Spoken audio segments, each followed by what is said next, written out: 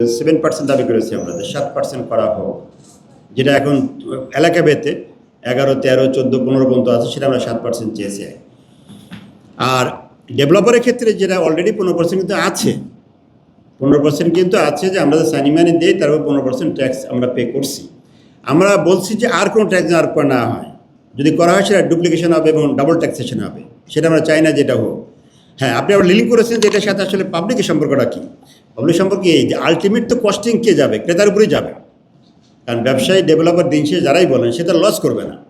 একজন জমির মালিক যখন দেখবে তার 15% সাইনিং মানির উপর ট্যাক্স প্লাস তার আরও আবার 15% দিতে হবে, সে কিন্তু ওই ডেভেলপারের সাথে বার্গেনিং করবে যে আমি ভাই কিছুই পারবো না, আপনি কী দেবেন বলেন। তো ডেভেলপার তো চলবেই, সে তখন ওটা নিয়েই কিন্তু কস্টিং করবে। আলটিমেটলি কী হচ্ছে, স্কোয়ার ফিটের দাম বেড়ে যাচ্ছে। তো আলটিমেটলি কিন্তু জনগণের কাছে তাদের ক্রয় ক্ষমতা বাইরে চলে যাবে। এটা সেজন্য বলেছে জন্য এটা যেহেতু এসেনশিয়াল সেক্টর, আবাসন সেক্টর, এই জায়গাটার জন্য কোনোভাবেই সরকার নতুন করে আর কোনো ট্যাক্স আর না করে, তাহলে মানুষ কিন্তু জেলা উপজেলা বাড়ি করবে, ডিসেন্ট্রালাইজ হবে, এটা আমরা বলেছি। একই সাথে দেশের বাইরে ধরেন আবাসন ক্ষেত্রে যে যারা ক্রেতারা যে লোনটা নেয়, আমাদের কাস্টমারদের লোনটা নেয়, এটা কিন্তু সারা দুনিয়াতে লং টার্ম হয়, 20 বছর 25 বছর সময় দেওয়া হয়। কিন্তু আমাদের দেশে নর্মাল ট্রেডিশনাল ওই 4 বছর 3 বছর দেওয়া হয়, ফলে সে কিন্তু তার ভাড়ার থেকে হোক অথবা তার ইনকাম থেকে পে করতে পারে না, ফলে সে ডিফল্টার হয়।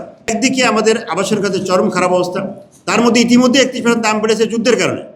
আবার যদি বাজেটের কারণে আরও 10% বা 15% বাড়ে, তাহলে 50% যদি একটা সেক্টরে যদি কস্ট বেড়ে যায়, তাহলে সেখানে ব্যবসা কীভাবে হবে? আমি আবারও বলছি, আমি রিয়েল এস্টেট ব্যবসার কথা বলছি না, আমার রেহাবের 1800 মেম্বারের কথা বলছি না, আমি দেশের 18 কোটি মানুষের কথা ভাবছি। তাহলে মানুষ মাথা কথা ঠাইটা কোথায় পাবে? সরকারের পক্ষে রাষ্ট্রের 18 কোটি মানুষের বাড়ি করে দেওয়া সম্ভব নয়, এটা রাষ্ট্রের কাজও নয়। রাষ্ট্র ট্যাক্স দেবে, ভ্যাট নেবে, রাষ্ট্র দিন শেষে জনগণের সার্ভিস দেবে, সেবা দেবে। রাষ্ট্র কোনো ব্যবসা করবে না, রাষ্ট্র কোনো বাণিজ্য করবে না, এটা প্রাইভেট সেক্টর করবে।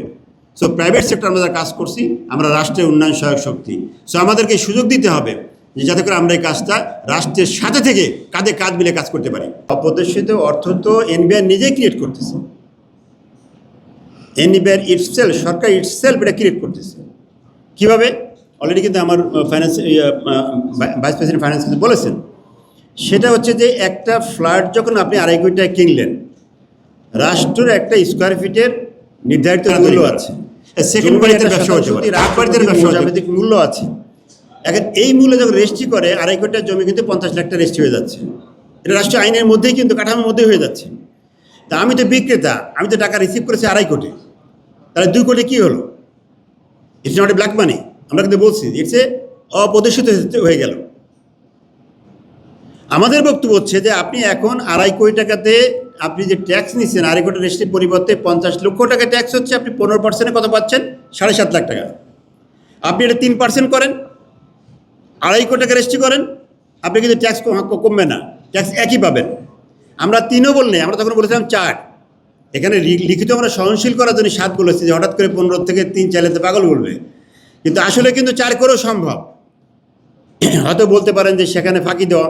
দেখেন, রাষ্ট্রের সবাই সব কিছু জানে, কোন জায়গার জমির স্কোয়ার ফিট কত, শতাংশ মূল্য কত, কোন জায়গার স্কোয়ার ফিট মূল্য কত, এভরিবডি নো। সাব রেজিস্ট্রার নিজেও জানে, কিন্তু আইনের ফাঁক দিয়ে সবাই সুবিধাটা পায়।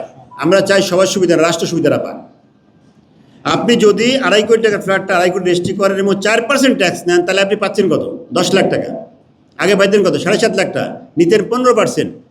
তাহলে আপনি যখনই ডিক্লারেশন দেবেন যে আমরা 15%-এর ট্যাক্সটাকে, রেজিস্ট্রেশন খরচটাকে 4% নিয়ে আসলাম, তাহলে কি রাষ্ট্র ভাবা পাবে না? মাননীয় অর্থমন্ত্রী, মাননীয় প্রধানমন্ত্রী, সে সবাই ভাবা পাবে। কিন্তু রাষ্ট্রের ট্যাক্স কিন্তু একটু কমবে না। রাষ্ট্র জোর দেবে কোন জায়গায়? সেটা হচ্ছে যে টাকায় কেনা বেচা হবে সেই টাকায় তাকে রেজিস্ট্রি করতে হবে। তাহলে সুবিধা হচ্ছে কি, রাষ্ট্র ট্যাক্সও ঠিকই পাবে, বেশি পাবে, আর হচ্ছে অপ্রদর্শিত অর্থ তৈরির যে উৎসটা, এই উৎসটা বন্ধ হয়ে যাবে।